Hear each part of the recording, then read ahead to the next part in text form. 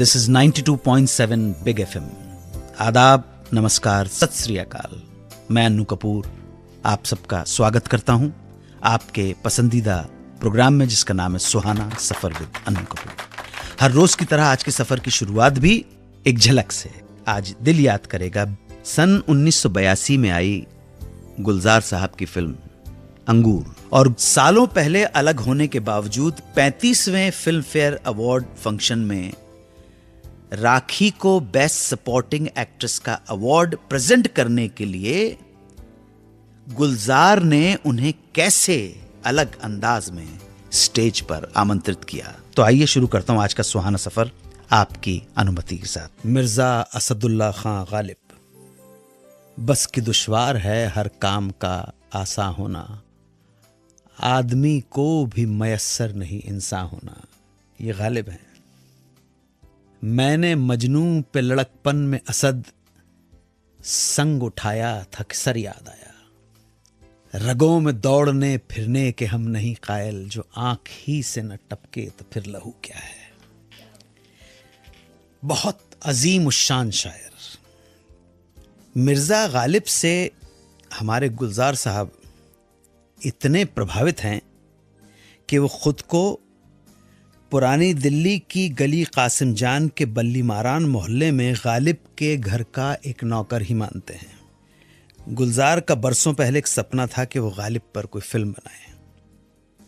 परिचय, कोशिश, नमकीन, मौसम और आंधी जैसी फिल्में संजीव कुमार के साथ करने के बाद उनको यकीन हो गया था कि गालिब के साथ कोई जस्टिस कर सकता है तो वो हैं संजीव कुमार, और उन्होंने संजीव कुमार के साथ गालिब फिल्म बनाने की घोषणा भी कर डाली।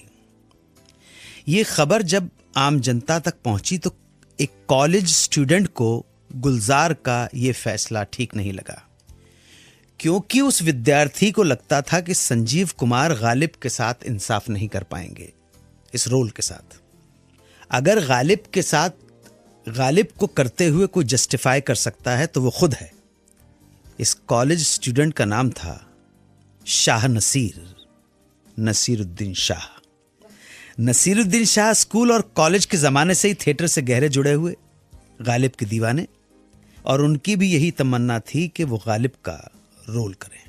तो जनाब, जब नसीरुद्दीन शाह को ये बात पता चली कि गुलजार संजीव कुमार को लेकर गालिब बना रहे हैं, तो उन्होंने गुलजार को एक चिट्ठी लिख डाली कि आप अपने निर्णय पर दोबारा विचार कर लें, क्योंकि संजीव कुमार इस रोल के लिए फिट नहीं है। पहला कारण तो यह है कि संजीव कुमार अच्छी उर्दू नहीं बोल पाएंगे, और दूसरा यह कि उनका उर्दू शायरी से दूर दूर तक कोई वास्ता नहीं। गालिब का किरदार अगर कोई निभा सकता है तो वो मैं हूं, लिहाजा आप फिल्म के लिए तब तक इंतजार करें जब तक मैं फिल्म लाइन ज्वाइन करने के लिए बंबई ना आ जाऊं।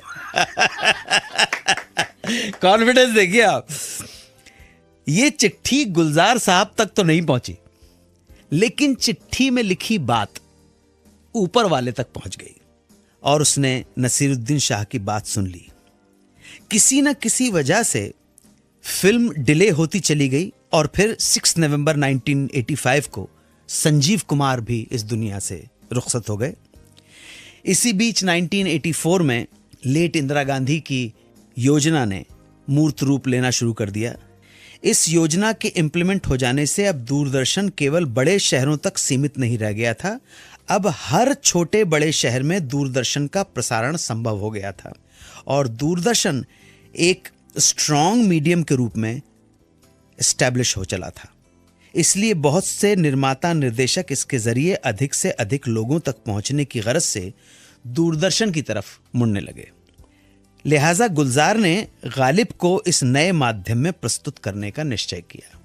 ये वो वक्त था जब नसीरुद्दीन शाह एक श्रेष्ठ अभिनेता के रूप में स्थापित हो चुके थे। अब जब गालिब के रोल की बात आई तो गुलजार की पहली पसंद ही नसीरुद्दीन शाह थे, पर प्रोड्यूसर्स गुलशन कुमार और जयसिंह इससे अग्री नहीं करते थे। उन्हें प्रॉब्लम थी नसीरुद्दीन शाह की फीस को लेकर, सो वो उनसे मोल भाव करने लगे। नसीर तब तक इस स्थिति में पहुंच चुके थे कि वो अपनी शर्तों पर ही काम करें। इसलिए उन्होंने गुलजार को अपनी चिट्ठी की बात बताते हुए कहा कि इतने बरसों बाद जब मुझे आपके साथ गालिब करने का मौका मिल रहा है तो मैं ये रोल किसी और को नहीं करने दूंगा। रही बात पैसों की, तो पैसे तो गालिब भी अपने हिसाब से लेते थे, तो नसीर भी अपने हिसाब से लेगा। गुलजार कहते हैं कि ये रौब और ये आत्मविश्वास गालिब की शख्सियत का ही रिफ्लेक्शन था, जिसने उनके विश्वास को और पक्का कर दिया कि ये रोल नसीर के सिवाय और कोई नहीं कर सकता। सो इस तरह बरसों बाद नसीरुद्दीन शाह की तमन्ना पूरी हुई मिर्ज़ा गालिब के रोल करने की। इस किरदार को नसीर अपने जीवन का सबसे अहम किरदार मानते हैं। कभी कभी हालात ऐसे आ जाते हैं कि जिस लाइन में आप हैं, अगर आपका कमिटमेंट ज़्यादा है तो आपको बहुत सारी कुर्बानियाँ करनी पड़ती हैं। गुलजार साहब के जीवन से जुड़ी हुई एक घटना आपके साथ शेयर करना चाहूँगा। बात उस वक्त की है जब गुलजार बहुत संघर्षों के बाद जब वो बन गए बिमल दा के असिस्टेंट। फिल्म पत्रकार और समीक्षक ज़ियाउल सलाम की एक किताब है Housefull the golden years of Bollywood में इस घटना का जिक्र करते हुए गुलजार ने कहा है कि जब उनके पिताजी का निधन हुआ था तो फैमिली ने इन्फॉर्म तक नहीं किया। क्यों? क्योंकि फैमिली वाले नहीं चाहते थे कि जो पहले से ही स्ट्रगल कर रहा है, संघर्ष कर रहा है, अभी अभी तो एक काम मिला है, इस खबर को सुनकर वो अपना काम छोड़कर चला आए। जाने वाले तो चला गया। इसलिए घर वाले नहीं चाहते थे कि गुलजार साहब को इस बात की खबर तक दी जाए। बड़े भाई साहब बंबई में रहते थे, उन्हें खबर कर दी गई और वो आ गए, शामिल हो गए पिताजी की अंतिम क्रिया में। कुछ दिनों बाद दिल्ली के एक पड़ोसी ने गुलजार साहब को ये दुखांत समाचार दिया। गए उसके बाद दिल्ली, लेकिन सारी जो भी अंतिम क्रिया की सारी रस्में हैं, रीति रिवाज, जाने के बाद मृतक की शोक सभाएं, मृत्यु भोज, वो सब खत्म हो चुका था।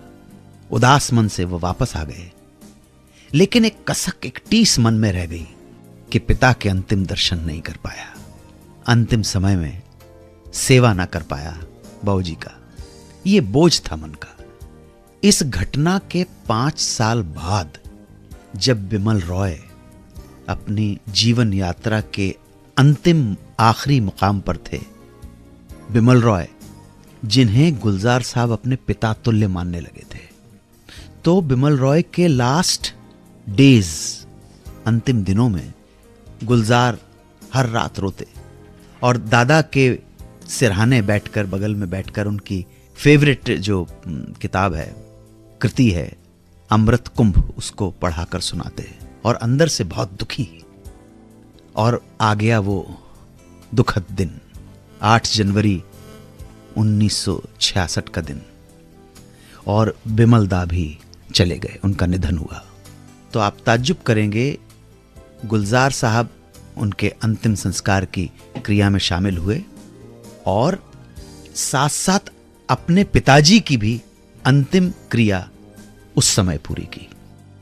और मन के इस बोझ से तो कम से कम मुक्त हुए, मन तो हल्का हुआ कि मैंने जो रस्म होती है, पिताजी के अंतिम दर्शन नहीं कर पाया, बाबूजी की सेवा नहीं कर पाया, संस्कार तक नहीं कर पाया। ऐसा लगता था कि शायद इसी मोमेंट के ऊपर रुके हुए थे कि दादा का भी अंतिम संस्कार किया और बाबूजी का भी अंतिम संस्कार किया। हो जाते हैं कभी कभी इस तरह की घटनाएं, जाने वाले चले जाते हैं। 1982 में आई थी अंगूर, लोगों ने बहुत सराहा।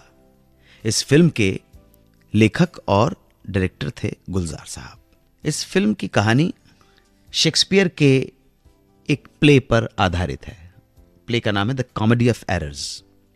फिल्म की कहानी के मुख्य किरदार 2 एक से दिखने वाले जुड़वा पेयर थे, मगर मेन रोल निभाया डेस्टिनी ने, जो इन किरदारों को बार बार एक दूसरे से मिलवाती है और इसी की वजह से फिल्म में ह्यूमर, हास्य पैदा होता है। इस फिल्म से जुड़े कुछ राज आप लोगों के बीच रखना चाहूंगा, शेयर करना चाहूंगा। फिल्म अंगूर को दर्शकों ने खूब सराहा, मगर क्या आप जानते हैं कि इससे पहले भी सन 1968 में इसी प्लॉट पर एक फिल्म बनी थी, जिसकी स्टोरी भी गुलजार साहब ने ही लिखी थी, जिसे प्रोड्यूस किया था बिमल रॉय ने और फिल्म को डायरेक्ट किया था देबू सेन ने, और फिल्म का नाम था 2 दूनी 4। सेम, एब्सोल्युटली सेम, बिल्कुल। फिल्म के मुख्य कलाकारों में थे किशोर कुमार और असित सेन, मगर यह फिल्म उस वक्त फ्लॉप हो गई थी। लेकिन गुलजार साहब को कहीं ना कहीं विश्वास था कि यह स्टोरी कमाल की है, इस स्टोरी में दम है, और अगर इसे बेहतर तरीके से बनाया जाए तो यह फिल्म चलेगी, दोबारा चलेगी। और उन्होंने यह भी डिसाइड किया था कि अगर कभी मौका मिला तो इस फिल्म को खुद डायरेक्ट करेंगे, और उनकी इच्छा पूरी भी हो गई। किशोर कुमार और असित सेन वाले रोल के लिए साइन किया गया संजीव कुमार और देवेन वर्मा को। फिल्म में संजीव कुमार के दोनों कैरेक्टर्स का नाम था, दो जो रोल थे उनका नाम था अशोक और देवेन वर्मा का बहादुर।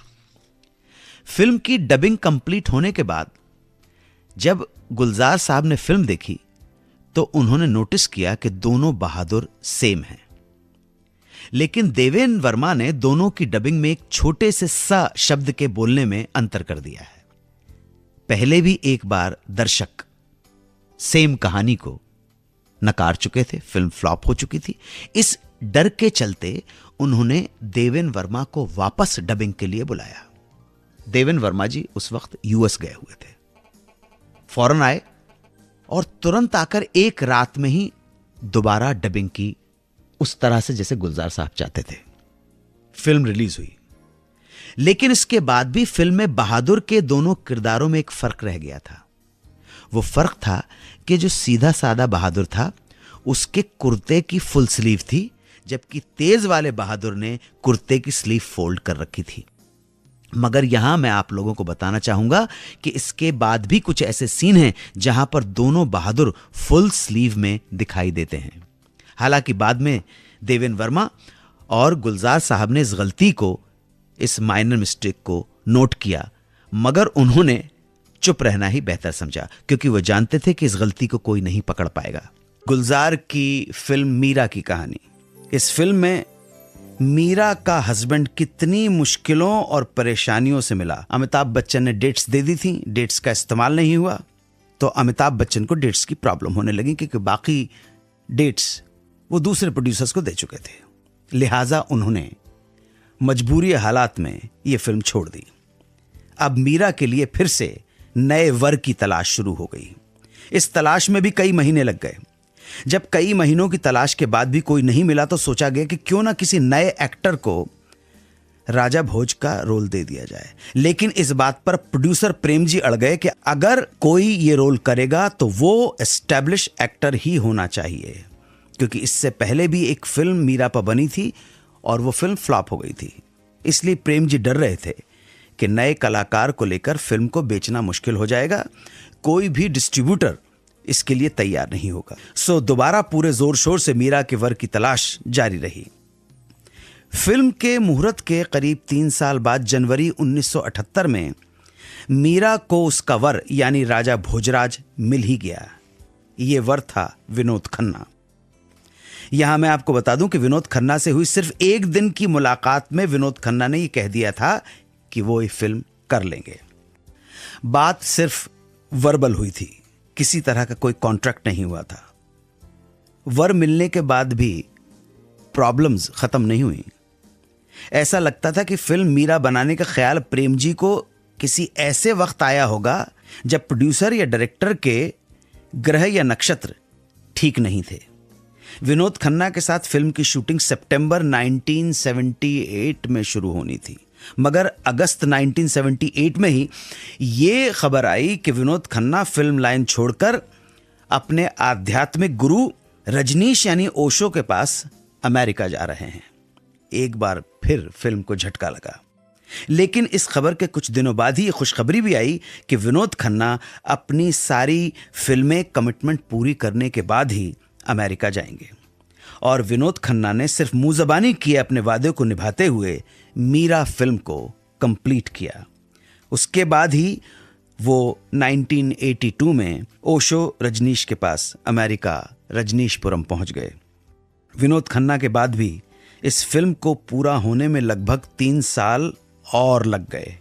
1975 में जो मीरा शुरू हुई थी वो 1979 में बनकर रिलीज हुई। 1990 में हुए 35वें फिल्म फेयर अवार्ड फंक्शन की बात है। उस समय भी आज ही के समय की तरह हर कैटेगरी के अवार्ड को प्रेजेंट करने के लिए एक सेलिब्रिटी गेस्ट को स्टेज पर आमंत्रित किया जाता था और वो गेस्ट अवार्ड जीतने वाले का नाम अनाउंस करके कलाकार को स्टेज पे बुलाता था और अवार्ड प्रेजेंट किया जाता था। उस साल अवार्ड फंक्शन के दौरान जब गुलजार को best actor in supporting role female का अवार्ड देने के लिए आमंत्रित किया गया, गुलजार ने best actor in supporting role female का अवार्ड देने के लिए जैसे ही लिफाफा खोला तो उसमें उनकी एस्ट्रेंज्ड वाइफ राखी का नाम था। जैसे ही गुलजार ने विनर के रूप में राखी का नाम लिखा देखा तो उनके चेहरे पर हंसी आ गई। उन्होंने कहा, इसमें वो नाम है जिस नाम को मैं कुछ अलग अंदाज में बुलाऊंगा। और तब उन्होंने कहा, अजी सुनती हो। इस बात पे उस फंक्शन में मौजूद हर व्यक्ति जोर जोर के ठहाके मारकर हंस पड़ा। इसके बाद राखी स्टेज पर आई और गुलजार ने उन्हें ये ट्रॉफी, विनर की ट्रॉफी प्रेजेंट की। गुलजार के मुंह से राखी को इस तरह पुकारना इसलिए भी दर्शकों के लिए थोड़ी अचरज की बात थी क्योंकि सालों पहले उनकी बेटी मेघना के जन्म के 1 साल के बाद दोनों अलग हो गए थे। यह वही समय था जब राखी ने फिर से फिल्मों में काम करने का फैसला कर लिया था। कानपुर के अमित सरैया जानना चाहते हैं फिल्म आंधी के बैन होने की कंट्रोवर्सी के बारे में। आंधी फरवरी 1975 में रिलीज हुई थी। उस समय इंदिरा गांधी इंडिया की प्राइम मिनिस्टर थी। फिल्म बनने के वक्त से ये अफवाहें उड़ने लगी, गुलजार की ये फिल्म इंदिरा गांधी के जीवन पर आधारित है। इसमें इंदिरा गांधी से जुड़ी घटनाएं दिखाई जाएंगी। इन खबरों के बाद तत्कालीन सूचना प्रसारण मंत्री आई के गुजराल ने फिल्म देखी और इन खबरों को गलत बताया कि यह इंदिरा गांधी पर आधारित फिल्म है, लेकिन फिर भी लोगों के मुंह बंद नहीं हुए। जब फिल्म की रिलीज का टाइम आया तो स्पेशल कमेटी ने पूरी फिल्म को देखा और रिलीज की परमिशन दे दी, लेकिन पूरे इंडिया में नहीं, सिर्फ कुछ ही पार्ट्स में इसे रिलीज किया गया। यह वो वक्त भी था जब चुनाव नजदीक आ रहे थे। 2 साल बाद यानी 1977 में आम चुनाव होने वाले थे। फिल्म रिलीज होने के बाद 20 हफ्ते तक चली और इन 20 हफ्तों में इस फिल्म को लेकर जो अफवाहें थीं वो अब विवाद बन गईं। गुजरात के बहुत से क्षेत्रों में विरोधी पार्टी के लोगों ने इस फिल्म के कुछ सीन्स को लेकर इंदिरा गांधी के खिलाफ कैंपेनिंग शुरू कर दी। इंदिरा गांधी जैसी लगने वाली इस फिल्म की मेन कैरेक्टर इन सीन्स में सिगरेट पी रही थी, शराब पी रही थी और इस फिल्म को गांव-गांव में जनता को दिखाया जा रहा था। क्योंकि इस फिल्म में सुचित्रा सेन का पहनावा, बालों का फ्रंटल व्हाइट पैच, ये सब इंदिरा गांधी से मिलता जुलता था। कुछ जगह पर फिल्म के ऐसे पोस्टर्स भी लगाए गए थे जिनमें लिखा था कि अपनी प्रधानमंत्री को पर्दे पर देखें। यह कहानी स्वतंत्र भारत की ग्रेट फीमेल पॉलिटिशियन की है। इन सारी घटनाओं से तत्कालीन प्रधानमंत्री इंदिरा गांधी की छवि खराब होने की संभावनाओं को देखते हुए कांग्रेस गवर्नमेंट ने इस फिल्म पर इमीडिएटली प्रतिबंध लगा दिया। फिल्म पर बैन लगने के बाद प्रोड्यूसर जे ओम प्रकाश ने तत्कालीन सूचना और प्रसारण मंत्री विद्याचरण शुक्ल को बताया कि फिल्म बैन होने की वजह से उन्हें 40 लाख रुपए का नुकसान हो जाएगा। तब विद्याचरण शुक्ल ने यह कहा कि अगर वो अपनी फिल्म जनता को दिखाना चाहते हैं तो उन्हें ये ऑब्जेक्शनेबल सीन फिल्म से हटाने होंगे और कुछ ऐसे सीन डालने होंगे जिनसे ये क्लियर हो कि इस फिल्म की कहानी और किरदार का इंदिरा गांधी से कोई लेना देना नहीं है। तो इस तरह कुछ सीन्स डिलीट कर दिए गए और कुछ सीन रीशूट करके दोबारा इस फिल्म को सरकार के सामने पेश किया गया। फिल्म में एक नया सीन भी इंक्लूड किया गया जिसमें हीरोइन आरती इंदिरा गांधी के फोटो के सामने खड़ी है। उस फोटो को देखते हुए वो अपने फादर से कह रही है कि वो इंदिरा गांधी की तरह देश की सेवा करना चाहती है, ताकि ये सिद्ध हो सके कि फिल्म इंदिरा गांधी की लाइफ पर बेस्ड नहीं है। जब तक ये सब हुआ तब तक 1977 आ चुका था और चुनाव में इंदिरा गांधी की जगह जनता पार्टी की सरकार जीत गई थी। सो जनता पार्टी ने जीत के बाद न सिर्फ फिल्म पर लगा बैन हटा लिया, बल्कि इस फिल्म को नेशनल टेलीविजन पर दिखाया भी गया। ये फिल्म जितनी चर्चित रही उतनी ही अप्रिशिएट भी की गई। फिल्म फेयर में इसे 7 नॉमिनेशन मिले, जिसमें से 2 पुरस्कार भी इस फिल्म ने जीते। पहला बेस्ट फिल्म के लिए, दूसरा बेस्ट एक्टर के लिए। फिल्म के म्यूजिक को भी लोगों ने लाइक किया। तुम आ गए हो, नूर आ गया है, तेरे बिना जिंदगी से शिकवा तो नहीं, इस मोड़ से जाते हैं कुछ सुस्त कदम रस्ते।